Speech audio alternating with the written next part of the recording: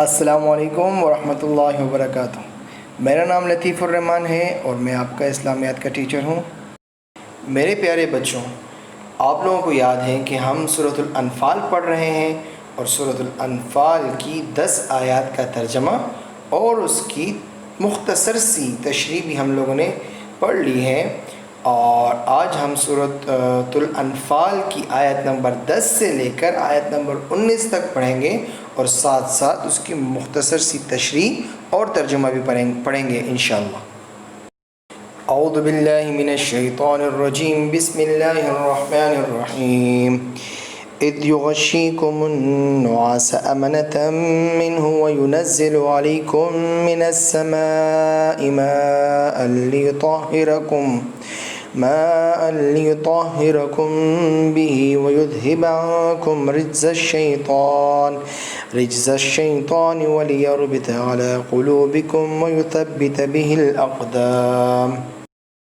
بیٹا آپ لوگوں کو یاد ہوگا کہ اس صورت کے شروع سے ہی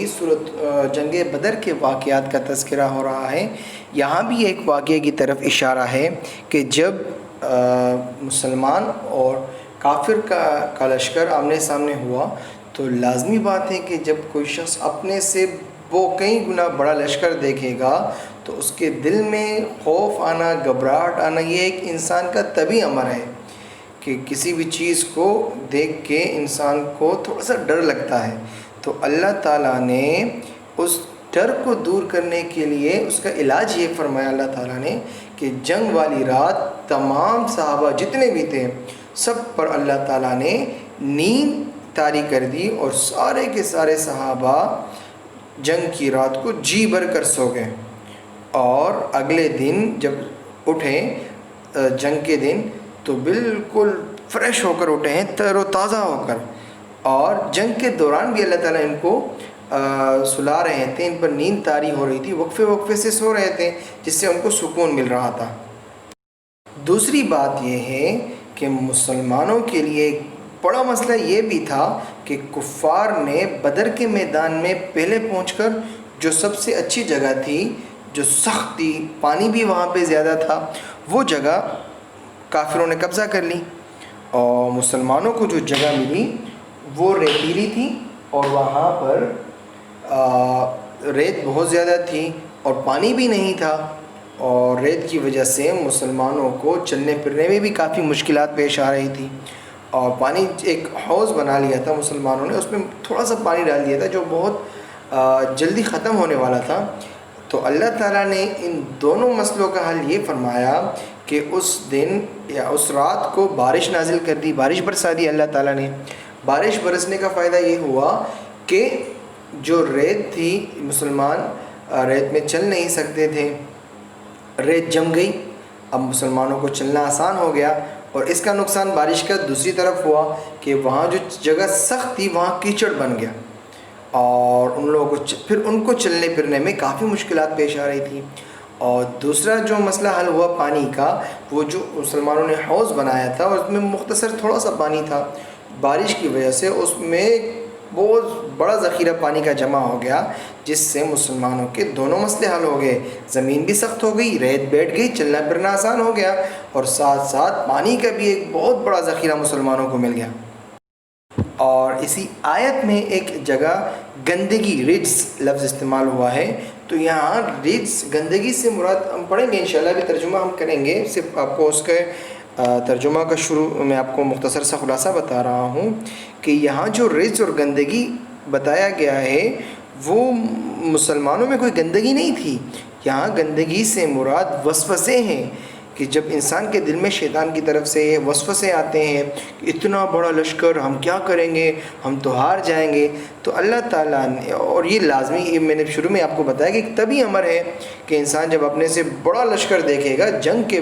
دوران، اور جنگ بھی ایسی ہو کہ وہاں سامنے سے تو بالکل اس وقت کا جدید اسلحہ ان کے پاس ہو، اور مسلمان بیچارے ان کے پاس تو کچھ بھی نہیں تھا۔ آپ کو یاد ہوگا ہم نے پڑھا تھا کہ مسلمان لڑنے کے لیے تھوڑی نکلے تھے، وہ تو ایک قافلے کو لینے کے لیے نکلے تھے کہ وہ جو قافلہ آ رہا ہے ہم ان سے سامان لے لیں گے، اور قافلے کے بجائے سامنے سے اتنا بڑا لشکر آ گیا تو ڈر اور خوف پیدا ہونا ایک طبعی امر تھا۔ تو وہ وسوسے دور کرنا یہاں مراد ہے کہ اللہ تعالیٰ نے تمہارے دل سے وہ وسوسے ہٹا دیے۔ یا اب ہم اس آیت کا ترجمہ پڑھ لیتے ہیں۔ اللہ تعالیٰ نے فرمایا، جس کا ترجمہ ہے، یاد کرو اس وقت کو جب تم پر سے گھبراہٹ دور کرنے کے لیے وہ اپنے حکم سے تم پر غنودگی طاری کر رہا تھا اور تم پر آسمان سے پانی برسا رہا تھا تاکہ اس کے ذریعے تمہیں پاک کرے، تم سے شیطان کی گندگی دور کرے، تمہارے دلوں کو مضبوط کرے اور اس کے ذریعے تمہارے پاؤں اچھی طرح جما دے۔ اذ یوحی ربک الی الملائکۃ انی معکم فثبتوا الذین آمنوا سألقی فی قلوب الذین کفروا الرعب فاضربوا فوق الاعناق واضربوا منہم کل بنان۔ یاد کرو اس وقت کو جب تمہارا رب فرشتوں کو وحی کے ذریعے حکم دے رہا تھا کہ میں تمہارے ساتھ ہوں، اب تم مومنوں کے قدم جماؤ، میں کافروں کے دلوں میں رعب طاری کروں گا، پھر تم گردنوں کے اوپر وار کرو اور ان کی انگلیوں کے ہر جوڑ پر ضرب لگاؤ۔ ذلك بأنهم شاقوا الله ورسوله ومن يشاقق الله ورسوله فإن الله شديد العقاب۔ یہ اس لیے کیا کہ انہوں نے اللہ اور اس کے رسول سے دشمنی مول لی ہے، اور اگر کوئی شخص اللہ اور اس کے رسول سے دشمنی مول لیتا ہے تو یقیناً اللہ کا عذاب بہت سخت ہے۔ ذَلِكُمْ فَذُوقُوهُ وَأَنَّ لِلْكَافِرِينَ عَذَابَ النَّارِ۔ یہ سب تو اب چکھ لو، اس کے علاوہ حقیقت یہ ہے کہ کافروں کے لیے اصل عذاب دوزخ کا ہے۔ یا ایہا الذین آمنوا اذا لقیتم الذین کفروا زحفا فلا تولوهم الادبار۔ اے ایمان والو، جب کافروں سے تمہارا آمنا سامنا ہو جائے جبکہ وہ چڑھائی کر کے آ رہے ہوں تو ان کو پیٹھ مت دکھانا۔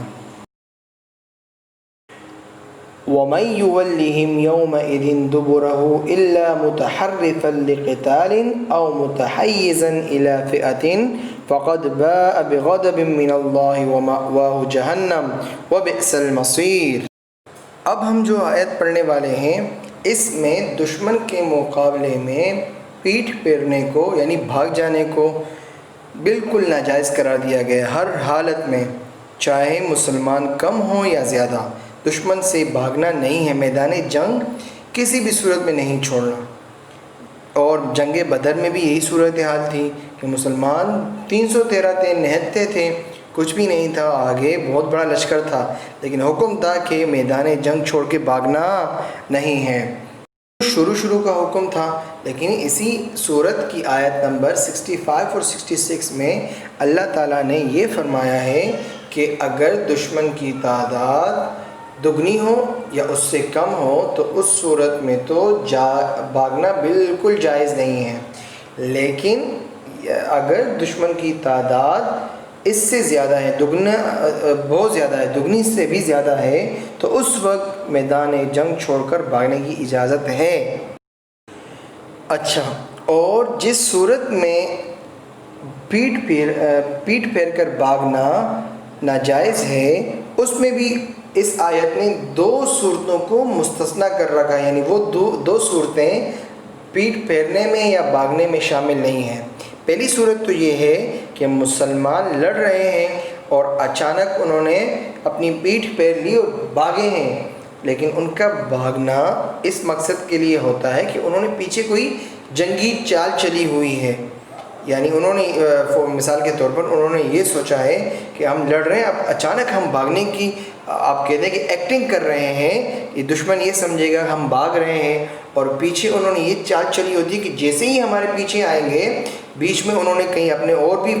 سپاہی بٹھائے ہوں گے مسلمانوں نے، تو جیسے یہ آئیں گے یہ سپاہی بھی ان پہ حملہ کر لیں گے، ہم بھی کر لیں گے، تو ہم ان کو گھیرے میں لے لیں گے اور اس طرح دشمن کو نقصان پہنچا دیں گے۔ دوسری صورت یہ ہو سکتی ہے، یہ ہے کہ مسلمان لڑتے لڑتے اپنے لشکر سے آگے نکل گئے، اور اب اپنے لشکر سے ملنے کے لیے مسلمانوں نے اپنی پیٹھ پھیر لی، اور مقصد یہ ہے کہ کسی طریقے سے ہم لشکر سے جا ملیں اور دوبارہ ان کافروں پر حملہ کریں اور زیادہ اچھے طریقے سے حملہ کریں۔ تو یہ ان دو صورتوں کو اللہ تعالیٰ نے الگ کیا ہے کہ یہ دو صورتیں پیٹھ پھیرنے میں نہیں آتیں۔ اور اگر کوئی شخص کسی جنگی چال کی وجہ سے ایسا کر رہا ہو یا اپنی کسی جماعت سے جا ملنا چاہتا ہو، اس کی بات تو اور ہے، مگر اس کے سوا جو شخص ایسے دن اپنی پیٹھ پھیرے گا تو وہ اللہ کی طرف سے غضب لے کر لوٹے گا، اور اس کا ٹھکانہ جہنم ہوگا، اور وہ بہت برا ٹھکانہ ہے۔ فَلَمْ تَقْتُلُوهُمْ وَلَكِنَّ اللَّهَ قَتَلَهُمْ وَمَا رَمَيْتَ إِذْ رَمَيْتَ وَلَكِنَّ اللَّهَ رَمَى وَلِيُبْلِيَ الْمُؤْمِنِينَ مِنْهُ بَلَاءً حَسَنًا إِنَّ اللَّهَ سَمِيعٌ عَلِيمٌ۔ جنگ بدر کے موقع پر جب دشمن پوری طاقت کے ساتھ حملہ کرنے کے لیے آ رہا تھا، تو اس وقت اللہ تعالیٰ کے حکم سے آپ صلی اللہ علیہ وسلم نے کچھ پتھر، کچھ کنکریاں اور مٹی اٹھا کر دشمنوں کی طرف پھینکی، جو اللہ کے حکم سے دشمن کے ہر فرد کی آنکھ میں وہ کنکریاں اور مٹی پہنچ گئی، اور اس سے اس پورے لشکر میں افراتفری مچ گئی۔ اس آیت میں اسی واقعے کی طرف اشارہ ہے۔ آیت کا ترجمہ ہے، چنانچہ مسلمانوں، حقیقت میں تم نے ان کافروں کو قتل نہیں کیا تھا، بلکہ اللہ تعالیٰ نے انہیں قتل کیا تھا، اور اے پیغمبر، جب تم نے ان پر مٹی پھینکی تھی تو وہ تم نے نہیں پھینکی بلکہ اللہ نے پھینکی تھی، اور تمہارے ہاتھوں یہ کام اس لیے کرایا تاکہ اس کے ذریعے اللہ مومنوں کو بہترین اجر عطا کرے۔ بے شک اللہ ہر بات کو سننے والا اور ہر چیز کو جاننے والا ہے۔ ذَلِكُمْ وَأَنَّ اللَّهَ مُوهِنُ كَيْدِ الْكَافِرِينَ۔ یہ آیت دراصل ایک سوال کا جواب ہے۔ سوال یہ ہو سکتا ہے کہ اللہ تعالیٰ تو ہر چیز پر قدرت رکھتے ہیں، اللہ تعالیٰ کو کسی چیز کی کوئی ضرورت نہیں ہے، کسی کے محتاج نہیں ہے، تو پھر اللہ تعالیٰ نے خود ان کافروں کو کیوں نہیں مارا؟ اللہ تعالیٰ نے فرشتے کیوں بھیجے؟ اللہ تعالیٰ نے کنکریاں کیوں پھینکوائی آپ صلی اللہ علیہ وسلم کے ہاتھوں سے؟ تو اس کا جواب یہ ہے کہ اول تو یہ بات یہ ہے کہ اللہ تعالیٰ کا یہ دستور ہے کہ کوئی بھی تکوینی کام ہو،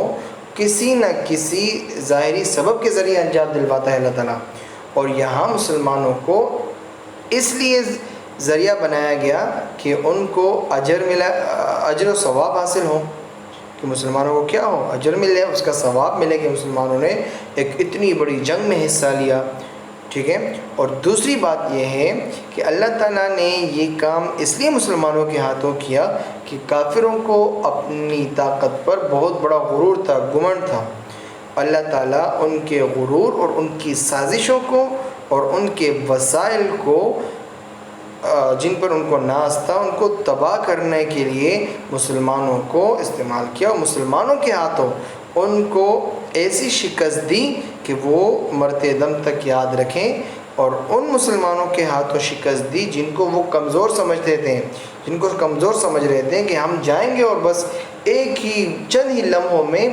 جتنے مسلمان ہیں سب کا صفایا کر لیں گے۔ تو اللہ تعالیٰ نے انہی مسلمانوں کے ذریعے یہ کام اس لیے کروایا کہ وہ جن کو کمزور سمجھ رہے تھے وہ کمزور نہیں ہیں۔ ان تستفتحوا فقد جاءكم الفتح وان تنتهوا فهو خير لكم وان تعودوا نعد ولن تغني عنكم فئتكم شيئا ولو كثرت وان الله مع المؤمنين۔ اے کافروں،